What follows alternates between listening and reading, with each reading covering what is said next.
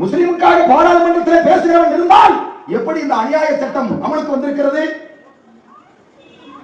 வக்ஃபு சட்ட திருத்தத்தை கொண்டு வந்திருக்கிறார்கள். வக்ஃபு சொத்து யாருடையது?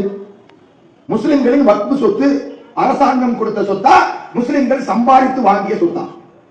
வக்ஃபு சொத்துன்னு சொன்னவங்க எல்லாரும் என்ன நினைக்கிறாங்க? அரசாங்கம் உங்களுக்கு ஒதுக்கிய சொத்து. எந்த நாய் எங்களுக்கு ஒரு சென்ட் கூட ஒதுக்கல. எங்க அப்பா முப்பாட்ட சம்பாதித்த பணம்டாது. எங்க அப்பா எங்க முன்னோர்கள் சம்பாதித்து வாங்கிய நிலங்களை எங்களுக்காக தந்திருக்கிறார்கள். எங்களுக்கு கல்வி சாலைகள் கட்டுவதற்காக, வழிபாட்டு தலம் பள்ளிவாசல் கட்டுவதற்காக. நாங்கள் இறந்து போனால் எங்களை கொண்டு போய் அடக்கம் செய்கிறதற்கு கபர்ஸ்தான் தேவை, மயான். அதற்காக முஸ்லிம்களின் முன்னோர்கள் எங்களுக்கு எழுதி வைத்த சொத்து 9,40,000 ஏக்கர் வக்ஃபு சொத்து.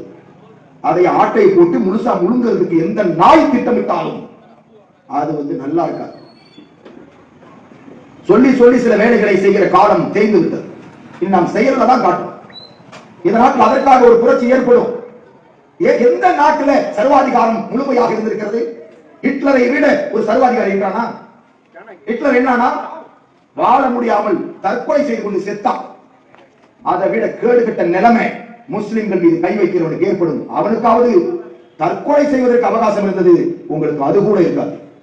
யார் மீது நீங்கள் கை வைக்கிறீர்கள்? முஸ்லிம்களின் சொத்துக்கள் மீது, முஸ்லிம்களின் உயிர்கள் மீது, அவர்களின் கற்பொழுக்கம் உள்ள பெண்களின் மீது, அவர்களின் உரிமைகள் மீது அடக்குமுறையை கையாளுகிறீர்கள், கொலவரி தாக்குதல் நடத்துகிறீர்கள்.